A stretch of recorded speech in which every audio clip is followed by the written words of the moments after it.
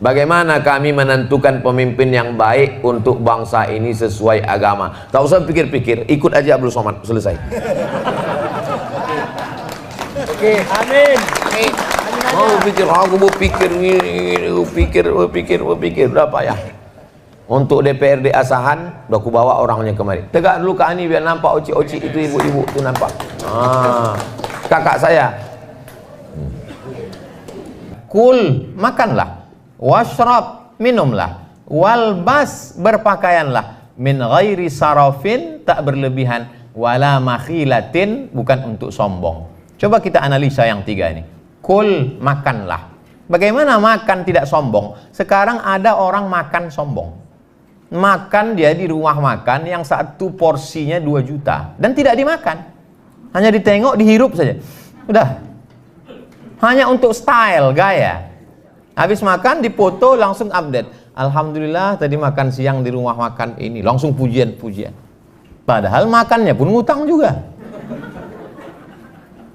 Kul, washrab, minuman. Berapa banyak minuman hanya untuk gaya-gaya. Bahkan sekarang ada satu konten di YouTube yang hanya untuk menampilkan minuman. Minuman ini mabuknya begini, harganya ini. Minuman ini kalau diminum maghrib mabuknya subuh. Ada. Kalau dulu televisi Pak, Bu, kita dikhawatirkan dulu waktu anak-anak, awas TV. Jangan lupa TV masih dikontrol KPI, Komisi Penyiaran. Sekarang ada TV yang tidak bisa dikontrol KPI. Apa itu? Cheat channel TV. Dulu kalau mau buat TV mesti 100 sekian miliar. Sekarang orang bisa punya TV, satu orang bisa punya 3 channel TV. Luar biasa. Jadi zaman anak kita tak seperti kita. Walbas, berpakaianlah. Min ghairi sarafin, tak berlebihan. Wala makhilatin, tak pula untuk sombong. Jadi analisa Ustadz selama di PTA ini, adakah nampak jamaah ini berpakaian berlebihan untuk sombong? Tidak. Sebanyak-banyak pakaian kita paling-paling 3 lapis. Maaf, singlet di dalam, kemeja, jas. Kalau sampai 4 lapis, itu bukan kaya, demam.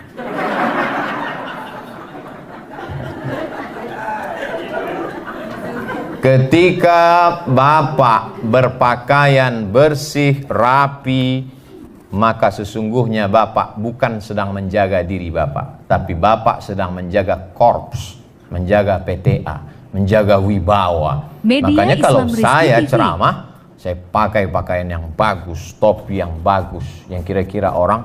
Tapi kalau saya sedang tidak ceramah, saya pakai sendal jepit, saya pakai celana training, saya pakai baju biasa, makan saya di pinggir-pinggir jalan. Saya dengar orang tuh berbisik, mirip Ustaz Somad gitu. Saya nyetir sendiri, saya jalan sendiri. Karena saat itu saya sedang tidak membawa ayat, saya tidak sedang menjaga wibawa saya. Karena yang saya jaga ini bukan Abdul Somadnya. Yang saya jaga ini bahwa saya membawa isi ceramah saya itu. Nah, jadi kalau bisa kita pahami itu, maka kita berpakaian tetap sama macam ibu. Oke, jilbab merah sehingga semua menengok, merah mata orang. Semangat. Pakai das, pakai jas. Wallahu a'lam bishawab. Libasukum kiramukum qablal julus adalah kata-kata hikmah. Baik disampaikan, tapi tak kita nisbatkan ke Nabi sallallahu alaihi wasallam. Wallahu a'lam bishawab. Ini Pak Ustadz yang saya tanyakan, sebagai seorang istri yang bekerja setiap hari, apakah wajib mencium tangan suami setiap pergi kerja?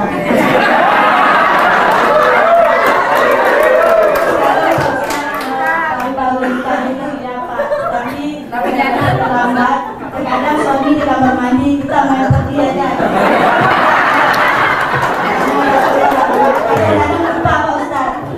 Masya Allah. Betul. Berapa lama saya tidak pernah cium tangan Pak Ustaz?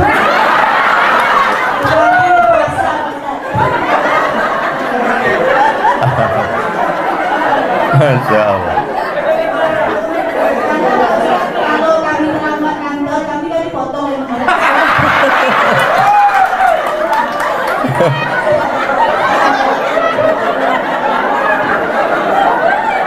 Masya Allah.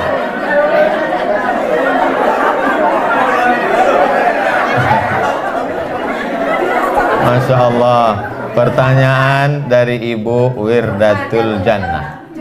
Wirdah, wardah artinya bunga mawar. Jannah itu surga. Bunga mawarnya surga. Jadi laki-laki di Pekanbaru ini yang belum masuk surga tapi sudah dapat bunga mawar surga, suami ibu.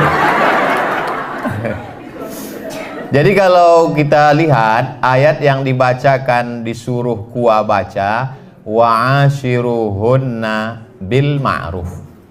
Tidak disebut wa'ashiruhunna bil hasan, wa'ashiruhunna bit tayyib, wa'ashiruhunna bil khair. Tapi disebutnya wa'ashiruhunna bil ma'ruf. Ma'ruf diambil dari kata urf. Urf artinya tradisi. Bagaimana menghormati orang menurut tradisi di daerah itu, begitulah. Jadi saya ceramah di Kalimantan, turun dari airport dikasih mereka golok panjang. Saya tak tanya, saya pegang aja, saya tak tanya. Masa kita profesor bertanya kan? Nampak betul bodoh kita kan? Saya pegang aja. Lalu di depan tuh ada dua orang membawa tebu hitam. Lalu dia kasih tahu, Ustadz, potong tebu ini sekali mesti putus.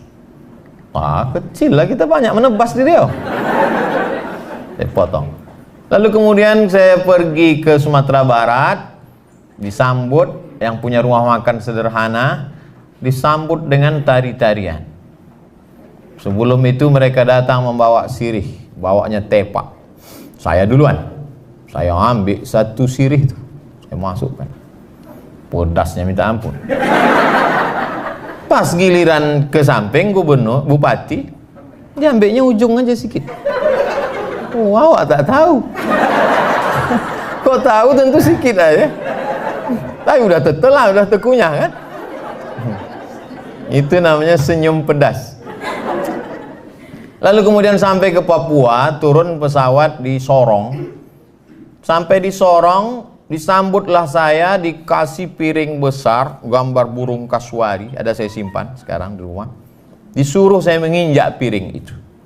Dari potong tebu di Kalimantan, tarian di Sumatera dengan makan daun sirih, menginjak piring besar, substansinya sama. Apa itu? Begitulah menurut local wisdom, kebijaksanaan lokal untuk memuliakan tamu.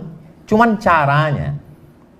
Nah, hampir kesepakatan seluruh dunia bahwa mencium tangan itu adalah bentuk penghormatan. Jadi ketika ibu dulu mencium tangannya, maka sekarang juga cium.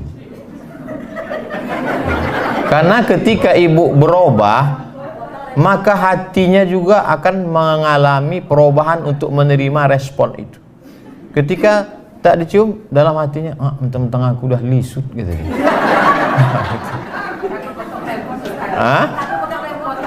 Kan cium tangan tak mesti udah mandi. Walaupun abang tuh belum mandi, cium aja lah tangan dia. Bang, aku belum berangkat dulu. Ini tentang masalah cium tangan. Hampir sepakat semua suku di Indonesia bahwa mencium tangan itu adalah salah satu bentuk kemuliaan. Tak boleh mencium tangan orang karena jabatannya. Adapun mencium tangan karena kemuliaannya, karena ilmunya. Suami dicium karena dia pemimpin. Ar-rijalu qawwamuna 'alan nisa. Dia pemimpin. Ulama begitu juga. Lalu kemudian tentang masalah sarapan. Saya tak mau ceramah ini dibenturkan dengan remon. Nah, kalau kita berangkat kerja jam setengah, masuk wajib jam 7. Setengah 8. Jam 8. Oh, tak ada alasan untuk tak masak sarapan. Azan subuh di Pekanbaru jam 5 lewat sekian. Habis itu dia bisa masak. Bisa sarapan. Lalu kemudian tak ada alasan ketika lambat. Kenapa lambat? Memuliakan suami, ceramah Abdul Somad. Saya juga yang kena. Saya tak mau dijadikan landasan. Banyak ibu-ibu yang mendengar ceramah saya, dijadikannya ceramah saya sebagai landasan atas segala kesilapan kekeliruan dia. Dan banyak pula laki-laki kalau jumpa sama saya, dia foto, dia simpan 10 foto. Ketika suaminya, istrinya bertanya, abang di mana? Sama Ustaz Somad. Kita belajar agama adalah mencari kebenaran, bukan menjadikan agama sebagai pembenaran terhadap kekeliruan kita. Sehingga agama itu kita jadikan sebagai stempel legalisir. Salah kita dua. Pertama, kita salah. Yang kedua, kita membenarkan kesalahan kita. Ala hadhihi niyah, untuk niat yang baik-baik. Wa kulli niyatin salihah. Al-Fatihah. A'udzu billahi minasyaitonir rajim. Bismillahirrahmanirrahim. Alhamdulillahi rabbil alamin arrahmanir rahim maliki yaumiddin iyyaka na'budu wa iyyaka nasta'in. Ihdinas siratal mustaqim siratal ladzina an'amta 'alaihim ghairil maghdubi 'alaihim waladdallin. Amin. Allahumma shalli ala sayyidina Muhammad wa ala ali sayyidina Muhammad. Allahumma inna natawassalu ilaika bi sirril Fatihah. Kami mohon kepada Engkau ya Allah dengan kemuliaan surat Al-Fatihah, dengan kemuliaan Nabi Muhammad SAW, antaqdi hajatina, tunaikan segala hajat-hajat kami ya Allah. Wa tuzassir umurana, mudahkan segala urusan kami ya Allah. Umurad dunya wal akhirah, urusan dunia maupun urusan akhirat. Allah mahfazna an kulli su' wa syar, jaga diri kami, hati kami, pikiran kami dari segala perbuatan maksiat. Ya muqallibal qulub, Engkau yang membolak-balikkan hati. Sabbit qulubana, kokohkan hati kami ala dinik, dalam agamamu, wa ala ta'atik, dalam ketaatan kepadamu. Allahumma dzakkirna minhu ma nasina, ketika hati kami lalai, maka ingatkanlah dengan menzikir mengingatmu ya Allah. Rabbana hablana minas salihin, jadikan anak kami anak-anak yang soleh dan solehah.